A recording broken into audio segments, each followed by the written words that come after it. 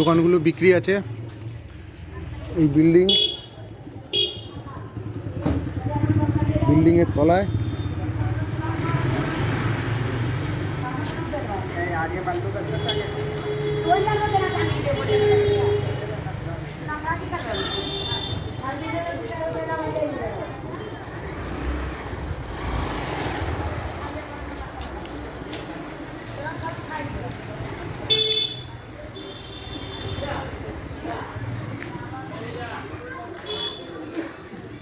এখানে পরপর 3টে দোকান হয়ে গেছে, এদিকেরগুলো বাকি আছে।